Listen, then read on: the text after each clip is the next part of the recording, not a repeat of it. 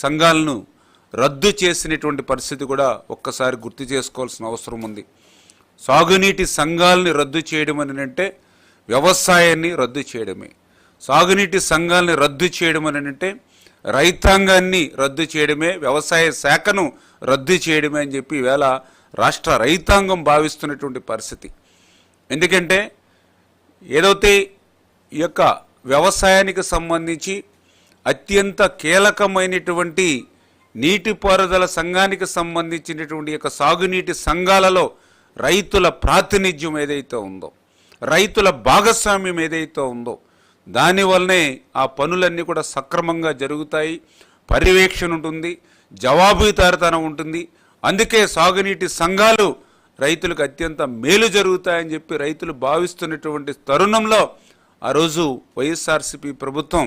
ఆ నీటి సంఘాలని రద్దు చేసినటువంటి పరిస్థితిని ఇవాళ రైతాంగం అంతా కూడా తీవ్రంగా మరి ఖండించడంతో మరి మొన్న జరిగినటువంటి ఎన్నికల్లో వైఎస్ఆర్సీపీకి ఆ యొక్క 11 సీట్లు ఘోర పరాభవం, ఒక రకంగా ప్రతిపక్ష హోదా కూడా రాకుండా ఫలితాలు వచ్చాయని అంటే రైతు వ్యతిరేక విధానాల వల్లే ఆ యొక్క వైఎస్ఆర్సీపీ ప్రభుత్వానికి అటువంటి పరిస్థితి వచ్చింది.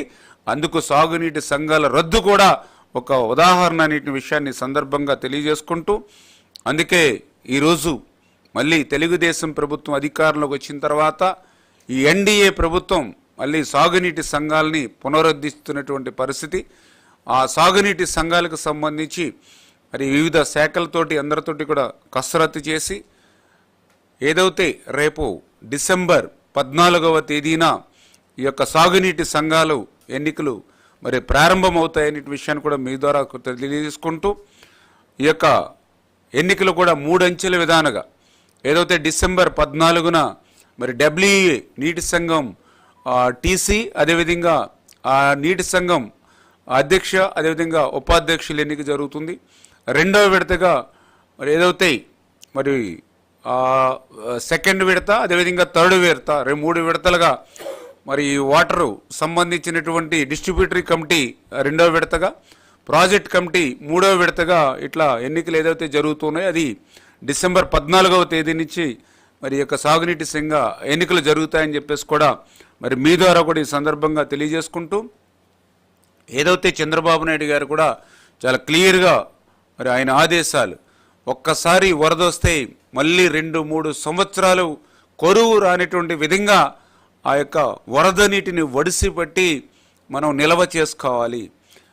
ప్రతి ఆఖరి ఎకరానికి కూడా సాగునీరు అందించేటువంటి విధంగా మనం చర్యలు తీసుకోవాలి అనేటువంటి ఆయన ఆలోచనలోకి అనుగుణంగానే